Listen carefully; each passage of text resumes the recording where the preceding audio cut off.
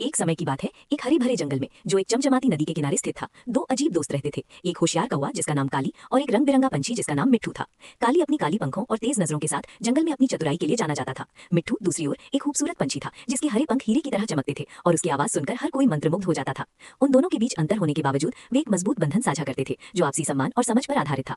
काली रात का पंछी था, अक्सर सबसे ऊंचे पेड़ों पर बैठकर दुनिया को अपनी तेज नजरों से देखता था। मिट्ठू दूसरी तरफ दिन का पंछी था जो अपनी मीठी आवाज से जंगल में हर किसी को खुश कर देता और सूरज की रोशनी में अपने पंखों को निहारता था।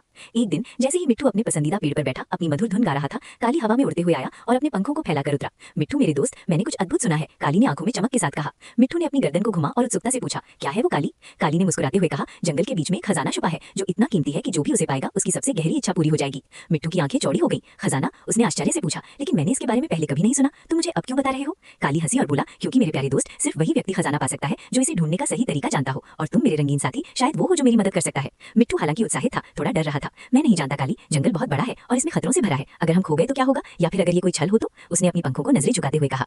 लेकिन काली अपनी चतुर मुस्कान के साथ उसे आश्वस्त किया, चिंता मत करो मिट्ठू, तुम्हारी खूबसूरत आवाज और मेरे तेज दिमाग से हम कोई भी चुनौती पार कर सकते हैं। और फिर दोनों दोस्त अपनी यात्रा पर निकल पड़े। वे घने जंगलों से होकर गुजरे, चमचमाती नदियों को पार किया, हंसी खुशी के साथ बातें करते हुए। काली अपने चतुर सवालों से मिट्ठू को सोचने पर मजबूर करता, जबकि मिट्ठू अपने गीतों से यात्रा को और भी सुखद बना देता। यात्रा लंबी थी, लेकिन उनकी दोस्ती ने इसे छोटा बना दिया। एक दिन यात्रा के बाद वे एक विशाल प्राचीन पेड़ के सामने खड़े थे। उसकी जड़ें मुड़ी हुई थीं और तने पर समय की गहरी छाप थी। आसपास की हवा में एक रहस्य सा घुला हुआ था, जैसे पेड़ के अंदर कोई गुप्त बात हो। यही है, काली ने कहा, पेड़ के आधार की ओर इशारा करते हुए। खजाना यही दफन है, लेकिन हमें पेड़ के रहस्य को हल करना होगा। मिट्ठू ने पेड़ को देखा और फिर काली को देखा। रहस्य? क्या तरह का रहस्य? काली ने सोचा और फिर कहा, कहा जाता है कि पेड़ केवल तभी बोलेगा जब सही सवाल पूछा जाएगा, और वो सवाल तुम्हारे दिल से आना चाहिए। मिट्ठू हैरान था। सवाल? मैं कैसे जानूं कि सही सवाल क्या है? काली ने कुछ देर सोचा और फिर कहा, जो कुछ भी तुम्हारे दिल में है वही सवाल पूछो। मिट्ठू ने आंखें बंद की और गहरी सांस ली। सूरज धीरे धीरे ढल रहा था और उसकी सुनहरी रोशनी जंगल में फैली हुई थी।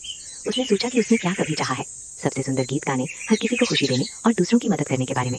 आखिरकार उसने अपने दिल से पूछा, हे पेड़, वो क्या राज है जिसे हम हर किसी को खुशी दे सकें, चाहे वे कहीं भी हों? लंबी चुप्पी के बाद पेड़ ने अपनी गहरी आवाज में उत्तर दिया, सच्ची खुशी का राज, पेड़ बोला, ये है कि जो तुम्हारे पास है वही दूसरों के साथ बांटो। खुशी किसी खजाने में नहीं, बल्कि उस प्यार और दया में है जो तुम दूसरों के साथ साझा करते हो। मिट्ठू की आंखों में आभास हुआ। तो खजाना सोने या गहनों का नहीं है? उसने पूछा। पेड़ ने हंसी में कहा, सच्चा खजाना दोस्ती है मिट्ठू। वो प्यार जो तुम काली के साथ शेयर करते हो, वो खुशी जो तुम अपने गीतों से लोगों में भरते हो, ये असली खजाना है। ये वो चीज नहीं है जिसे तुम अपने पंखों में रख सको, बल्कि ये वो चीज। मिट्ठू ने पेड़ की बातों को समझा और उसकी आंखों में चमक आ गई। तो खजाना सोने या गहनों का नहीं है? उसने आश्चर्य से पूछा। पेड़ ने एक हल्की सी हंसी के साथ उत्तर दिया, नहीं मिट्ठू, सच्चा खजाना दोस्ती है।